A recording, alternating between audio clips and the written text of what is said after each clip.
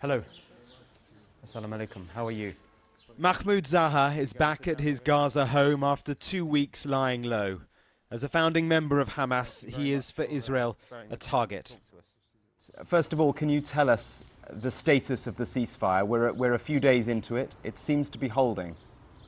Yes, I think most of the important point is the degree of impact on both sides.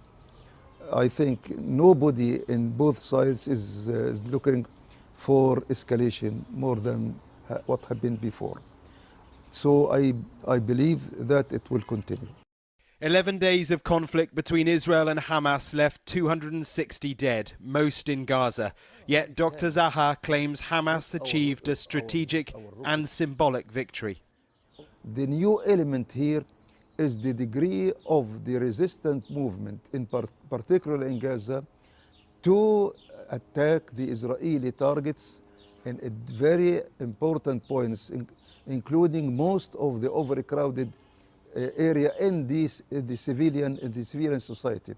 So for how long the Israeli will accept that, I think this is the main issue. You are firing missiles, rockets and missiles from civilian areas here in Gaza at civilians in Israel. That's not acceptable, is it? That's a war crime. No single rockets were sent from a civilian area. Most of the rockets from the border.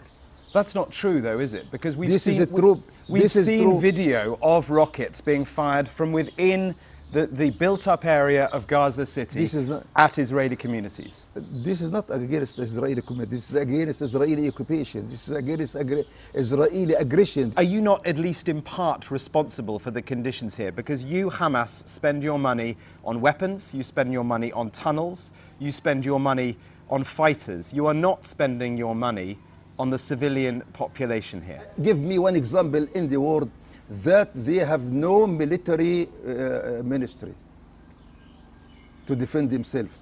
We are here protecting ourselves against aggression, against the Israeli aggression. Does the state of Israel have the right to exist? No. Why? Why? You are coming from America and you took my house. You came from Britain and you took my brother's house. This is a settlement. This is a settlement, you are not a citizen. We are the owner of this. This is area, Arabic area, well known. This is well known as Islamic area, well known. So you are telling me now that you don't think the two-state solution is possible?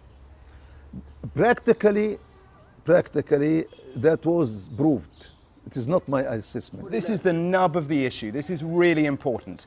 If a future Israeli government accepts... I'm not answering about if. I'm not answering if. I'm answering practically. Okay. Practically, the Palestinian Authority, Fatah Group, Fatah Organization, accepted two-state solution. Go and ask Mahmoud Abbas, are you now addressing that two-state solution is viable or not? He will say no. So if this question is practically answered, why now you are asking me? Well, because you are a founding member of Hamas, and if Hamas is able to come around the table with the Israelis at some stage in the future, then the bloodshed that we are seeing here can stop. We came to the vicious circle. The people went and they sat down on the table and they signed an agreement and so on and failed. You are now asking me to practice a failed process? I just really want to understand whether you, as a Palestinian, are willing to share the land with Israeli Jews. Two states, one land. We are not against Jews, because Jews were living in this area for long centuries. I'm speaking about occupation.